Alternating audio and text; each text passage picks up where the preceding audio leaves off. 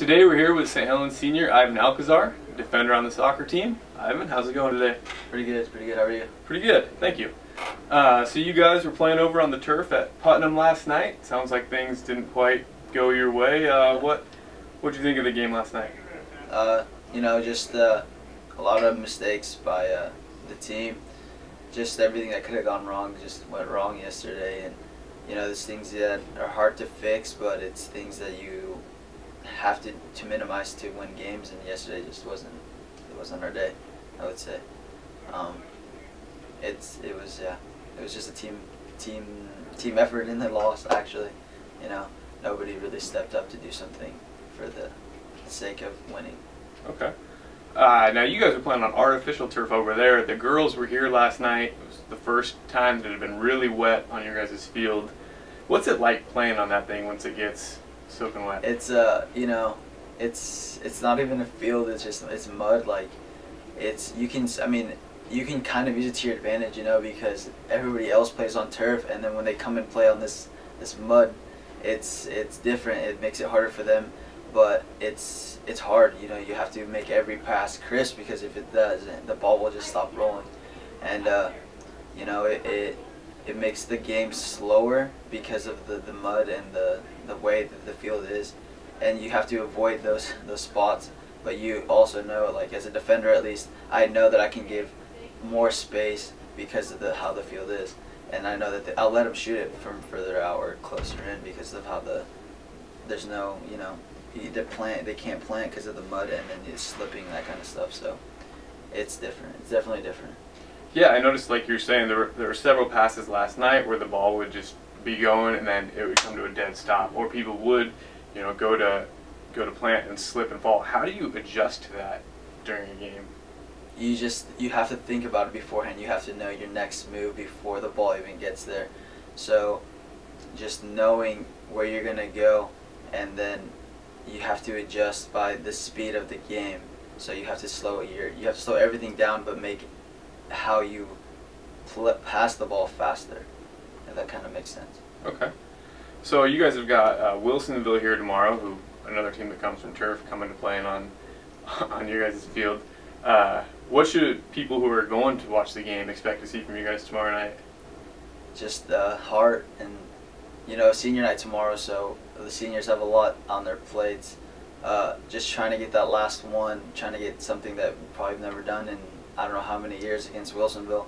So we just got to come out like it's basically our last game almost, and it's just something that it's a lot of determination, and how tomorrow almost dictates how the whole season goes, kind of thing. Okay. So playing on this field versus a turf field, which one do you enjoy playing on more? I prefer this field here because it's home. I've been used to it for 4 years now. It's part of St. Helens soccer. As much as it's not a soccer field, it's fun.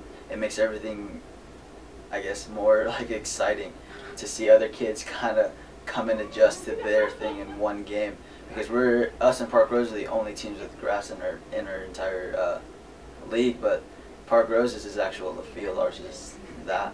I mean, it's not even a field. I couldn't even call it that. Do you get comments from other players? Every once in a while, we can hear each other. We'll talk about it, and it's like, what is this? And we're like, man, I don't even know what it is. It's kind of funny to see them, adjust, but I think they enjoy it as much as we do. Okay.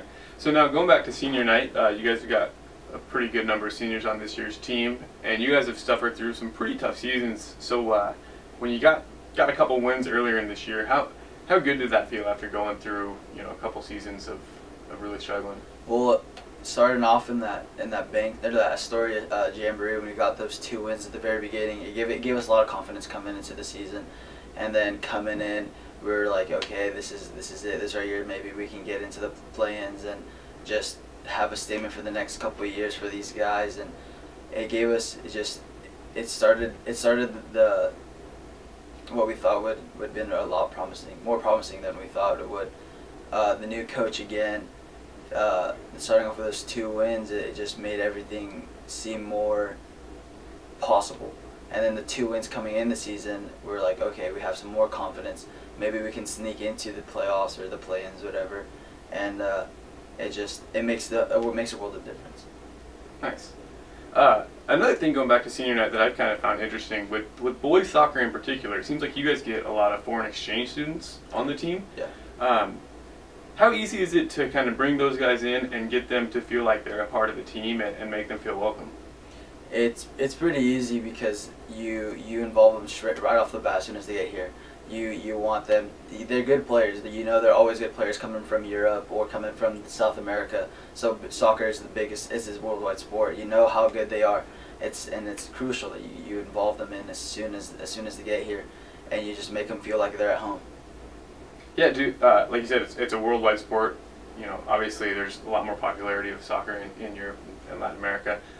Do they bring a different skill set? Is there something like during practice? Are there things that you can see that they do better or that you guys do better? They do. They have more of the pure soccer kind of thing.